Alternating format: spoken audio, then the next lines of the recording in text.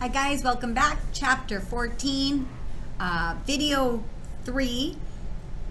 So they're out on the trap line, they haven't caught anything, and all of a sudden they see in the distance at another trap a squirrel being walking upright, wearing clothes just like Ocheck, but Ocheck goes after Squirrel and is about to stab him because Squirrel is stealing a rabbit out of one of the traps.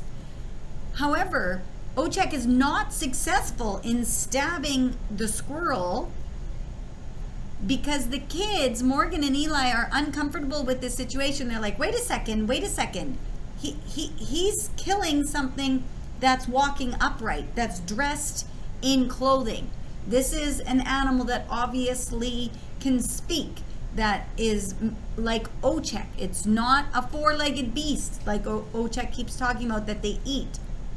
So just before Ocheck is about to stab this squirrel, Eli actually yells out, "Run!" And then the squirrel is pops up its head and realizes it's about to be stabbed and gets out of the way and escapes injury. Okay? Isn't that one of your own? Eli asked. Pardon me, we're on page 124. The squirrel spat out the hair and it landed on the ground, only somewhat chewed up. Yes, aren't I? Ocheck picked up the hair and stuffed it triumphantly into the once empty sack. Let her go now, Morgan pleaded. Ocheck looked very much as though he wanted to get angry with the children, but instead he took a deep breath. Children, normally I'd agree, but we need this food. I am not food, thank you very much, the squirrel said, appalled. Quiet, squirrel, Ocheck said. I have a name, actually. You might as well eat us, Eli said. Don't give him any ideas, Morgan slapped Eli on the arm. Ow, stop hitting me. That's not the same, Ocheck said. I'm only trying to do what's best for my village. As he continued to explain his position, the squirrel, in full view of both Eli and Morgan, began to sidestep away, very quietly. The foster siblings said nothing, hoping the squirrel could get far enough that when Ocheck noticed, it would be too late. He was going on about the history of the village. Understand that things will never be the same as before. When each season gave way to the next, we have to do what we can to survive. We honor each animal, two-legged or four, that gives of themselves for us. They'd probably prefer not to, though, Morgan grumbled. Ocheck started to turn towards the squirrel, who was now a good 10 feet from them. Morgan reached out and grabbed his shoulder. Hey, can you tell me about what council would think of this? Ocheck looked at her curiously, but answered, If council told me not to kill her, I wouldn't. Their rules govern Mizwa, and we trust in those rules. But you were just about to kill her without council telling you that you could, Morgan said. How does that make sense? It was impulse, Ocheck admitted. In the end, Eli may have been right to stop me. Because if she was dead and council told you not to kill her... Yes, I know, Ocheck said. I already conceded your point, Equesis. Okay, so he's like, okay, yeah, you're right. All right, girl, enough. And another thing, she crossed her arms in for effort to tried to think of an actual other thing. While she did, she glanced at the squirrel. She'd not intended to. It gave her stalling tactic away.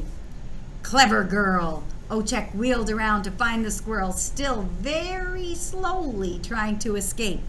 When the squirrel locked eyes with Ocheck, she froze for a moment, and so did he. Then, like a bullet, he took off after her. She bounded away from him, and it was difficult to tell who was faster. The deep snow didn't impede either of the animal beings, and all Morgan and Eli could do was keep them in sight as they chased behind. Ocheck and the squirrel were quickly no more than specks against the tree-littered horizon, kicking up clouds of white flakes like a snowblower. Never mind the two animal beings, Morgan could hardly keep up with Eli. The best she could do was follow in the trail he was making, but even still her legs started to burn from pursuit. Finally, after either several minutes or forever, the animal being stopped in an explosion of snow. The squirrel was standing on the branch of a tree, just out of reach of Ocheck, who was on the ground directly below the branch, knife at the ready. Even though the squirrel was agile, she couldn't run along branches and jump from tree to tree, since she was two-legged and much larger than a normal squirrel. So she was safely out of reach, but stuck in place. "You can't stay up there forever," Ocheck warned. "That's true," the squirrel said, "but I've just had a bit of a meal and should be okay for a little while." "So should I," Ocheck said. "Can't we just check the other traps for food?" Eli asked.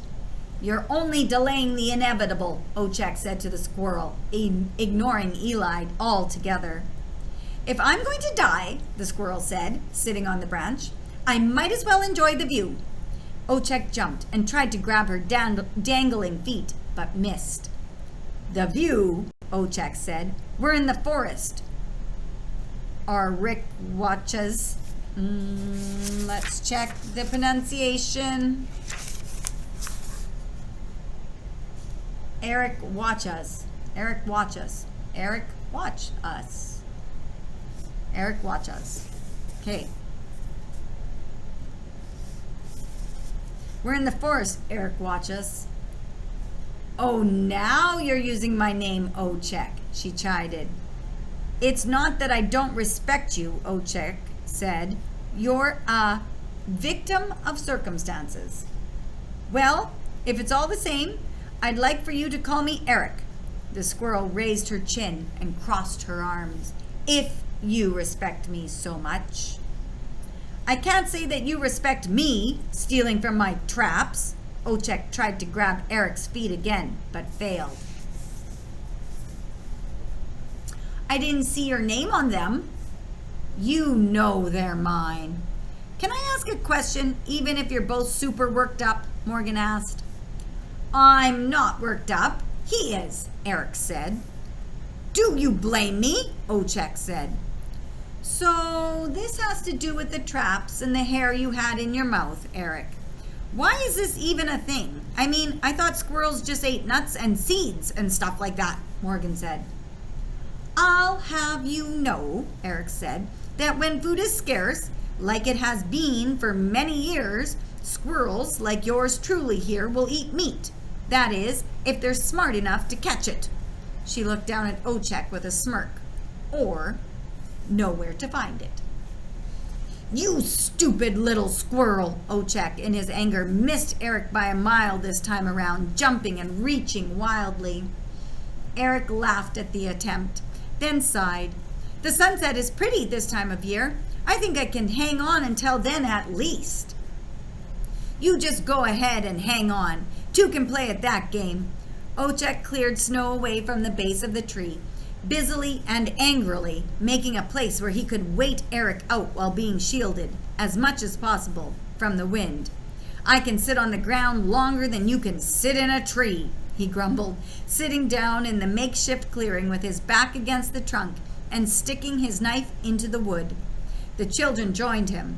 Ocheck looked sour. His arms were crossed, eyebrows furrowed, and he had an exaggerated frown on his furry, snow-freckled face.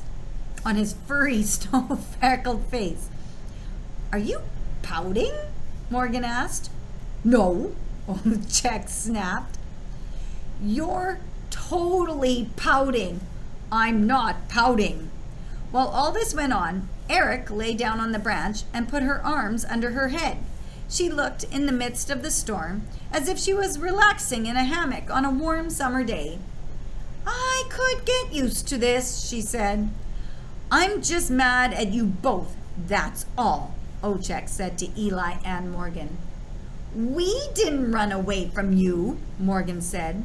"We just don't want you to eat something that walks and talks," Eli said. You've been here for 2 weeks, Ocheck, for the first time, sounded tired. You'd think differently after decades of the white time. Decades. Decades means in the tens. Every 10 years is a decade. Decades. So more than 10, probably more than 20 years of winter. I would not, Morgan said. Creator gifted some of us beings with the good words and left many without them. Those creatures have always provided for us, and we honor them for it. They've left the area, and we are dying. I'll do anything to help Mizawa survive, Ocheck said. You know, Eric turned on her side, still relaxed as could be. I've been thinking, let's say the white time ended. Would you still want to eat me up? What's the point of answering that question? Ocheck was growing more sullen by the moment. If I'm going to die at some point when I get off this branch, then why don't you humor me? Fine. Ocheck got to his feet. If the white time ended, no, I would not eat you. He scanned the area as though things really were different, as though instead of snow and wind and cold, there was lush green grass and leaves, warm air, rushing water, and plenty of game. The land would provide everything we'd need. I have a follow-up question, Eric said. Don't push it, Ocheck warned. Just one more, I promise. Eric sat on the branch again, her legs kicking back and forth playfully. Let's say that I knew where the summer birds were being held. Would you make a deal with me? Say, let me go in exchange for that information? Liar! Ocheck leaped into the air and grabbed at Eric, but missed for a 4th time. I mean, I could be lying, but... She put a finger on her chin and stroked the fur. What if I'm not? Are you willing to risk it?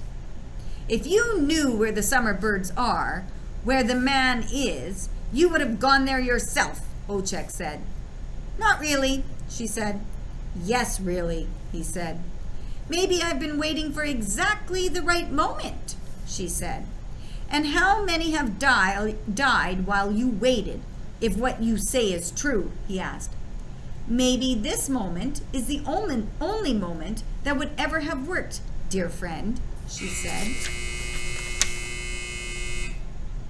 I'm not your friend, and how would you know that, he said. After all, she said, it's very far, and I have short legs. If you believe nothing else, you have to believe that. Plus, little old me against that big human? Why should I believe anything you say, thief? For the same reason, dear Ocheck, that I would trust you and have come down from this branch. What other choice do we have? Ocheck looked at the children, who had remained sitting and watching the exchange with great interest. He looked at Eric thoughtfully. Your deal is that you tell me and I let you go? In a nutshell, she said. See what I did there? Nuts, squirrel. I want to amend the deal, he said. You tell me, I let you live, but you come with us to where the summer birds are. Us? Morgan wondered how many days that would take and how many hours on Earth. The most they could be away was maybe a week and a half, and that was very loose math, hopeful math, the kind she did for quizzes after forgetting to study. We have to help them, Eli said to her. Please? How far is it? Morgan asked Eric. It's far, but not, far, Eric said. Like in miles, Morgan said. What's miles? Eric asked. Like, compared to from Mizawa to here, Morgan said. Let's see. Eric scratched her temple. It's like, Eric, Ocheck said, do we have a deal? Okay, guys, I've run out of time, so I have to leave the video here. I'll start off the next video at the end of chapter 14 on the next video. Okay, guys, take care.